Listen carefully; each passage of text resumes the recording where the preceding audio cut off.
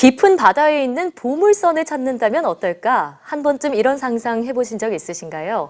보물선은 아니지만 실제로 깊은 심해에는 귀중한 각종 자원이 숨겨져 있는데요. 네, 해양 광물 자원이죠. 오늘 매거진에서는 해양 광물의 개발 현황과 탐사 계획에 대해 알아보겠습니다. 김동환 국제전략자원연구원장과 함께합니다. 어서 오세요. 어서 오세요. 반갑습니다.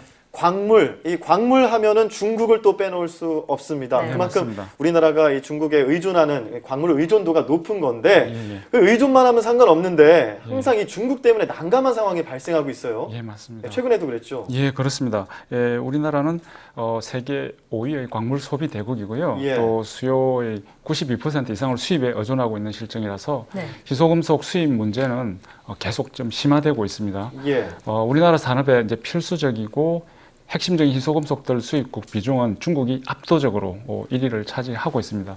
예를 들면 히토류 98%, 리튬 67%, 마그네슘 56%, 망가니즈 72%, 그리고 대부분의 금속들이 이 중국에서 수입되고 있다 보니까 네. 항상 중국의 눈치를 살필 수밖에 없습니다. 아하. 그런데 북한에는 이런 예. 희소금속들이 좀 매장량이 세계적인 수준이다 이런 얘기 한번 출연해서 해주신 적 예, 있으시잖아요. 맞습니다. 예. 근데 우리가 그것만 믿고 기다리기에는 아직 가야 할 길이 좀 먼지 않았나 이런 생각도 들거든요. 네, 맞습니다. 예, 중요한 말씀 해주셨습니다.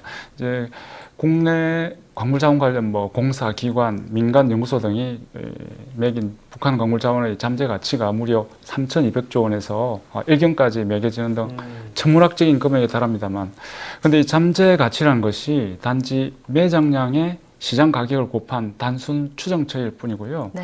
실제 재고를 할 수 있는 매장량과 비용 등이 산입된 이 경제적 가치와는 아주 큰 차이가 있습니다. 그래서 국제 기준에 맞게 북한 광물 자원을 평가하기 위해서는 최소 5년 이상의 탐사 기간이 필요하고요. 그 이후에 매장량이라든지 정확한 가치가 나올 겁니다. 네. 그래서 북한 광물 자원에 투자해서 수익을 보기까지는 꽤 오랜 시간이 걸릴 것으로 보입니다. 그렇군요. 네. 그렇기 때문에 이 최대한 다양한 경로를 확보를 해야 됩니다. 네, 맞습니다. 그 중에서 오늘 주제가 바로 해양인데요. 예. 해양 광물 중에는 종류가 다양하다고 들었어요. 예. 망간, 단계, 망간, 각 예. 여러 가지 그 해양 광물들이 있는데 예. 개념부터 설명해 주시죠. 네, 이제 우리나라가 탐사 중인 심해저 광물 자원은 크게 세 가지인데요. 이제 망가니즈 단괴, 망가니즈 각, 그 해저 열수 광산이 있습니다. 이제 네.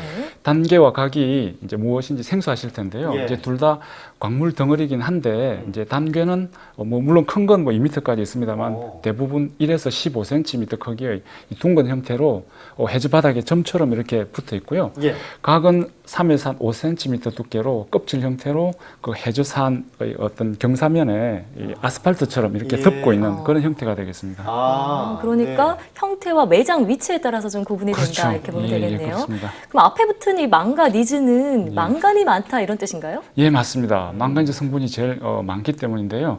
뿐만 아니라 여기에 코발트와 히토류 같은 금속도 많이 포함되어 있습니다. 예. 그리고 해양 광물 자원 중에 해저 열수 광산은 해저 화산에 스며든 바닷물이 이 마그마에 의해서 가열되고 또 분출하는 과정에서 그 속에 녹아있던 각종 금속이 퇴적하면서 만들어진 광물 자원입니다. 예. 그 구성은 구리나 아연도 있지만 금이나 은처럼 기금속류의 함유가 높아서 네. 심해저 광물 자원 중 가장 높은 경제적 가치를 가지고 있습니다. 그렇군요. 진짜 말 그대로 바다에서 보물선을 만난 기분처럼 이 광물을 만날 수가 있는 건데 이 광물을 만나려면 탐사를 해야 되지 않겠습니까? 그렇습니다. 해양 탐사 우리나라는 어느 정도 진행되고 있나요? 네, 이제 우리나라는 공해 및 태평양 도서국 그 배타적 경제 수용 내에 존재하는 해양 광물 자원에 대해서 5개의 독점 탐사 광고를 확보를 하고 있습니다. 2002년에 국제해적기구로부터 승인받은 북동 태평양 공해상의 클라리온 클리퍼튼 해역을 시작으로 해서 이후에 남태평양 국가죠.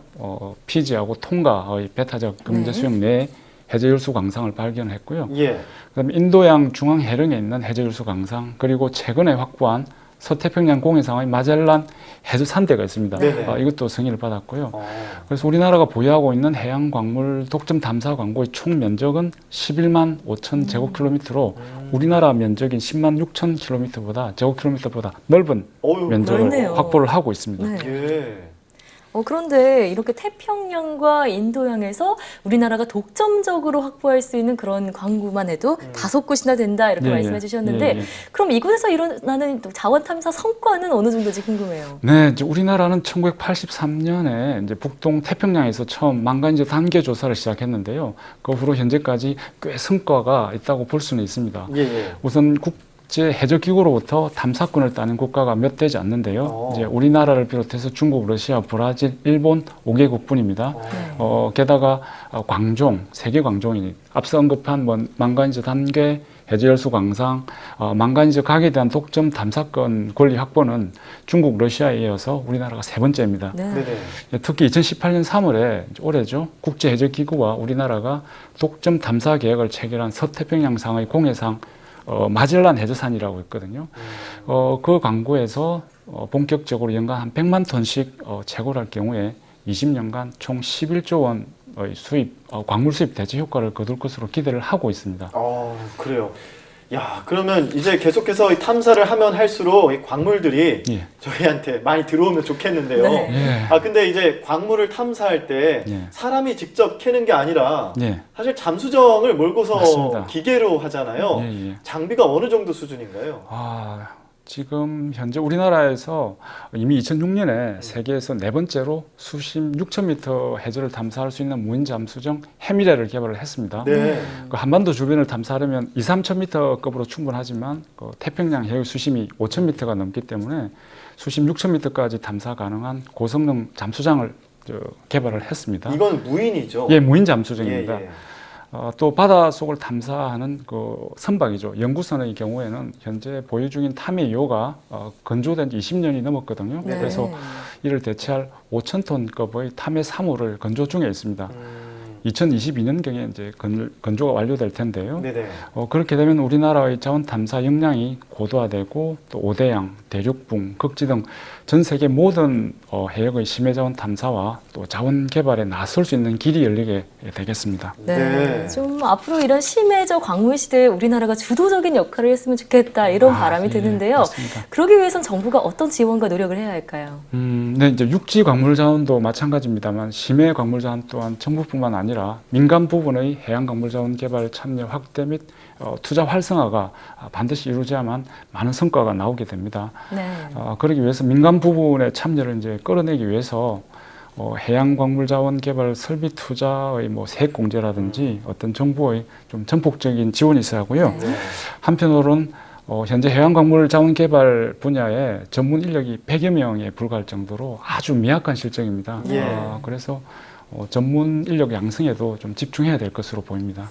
네, 1983년부터 이 해양 광물 자원을 이제 계속 관심을 갖고 저희가 노력해 왔지만 아직까지는 이 성인 정도의 어떤 수준에 오르진 못했다, 걸음마 단계다라고 보시는 거죠? 예, 원장님께서? 그렇습니다. 지금은 탐사만 하고 있고요. 네. 아직 채취에 대량 채취에 성공했다든지 하는 쪽은 아직 기술적인 면도 그렇고 아직은 좀 부족한 면이 있습니다. 아까 말씀드린 대로 민간들 분야에 있는 기업들이 반드시 참여를 해야만 서로 경쟁이 되고요.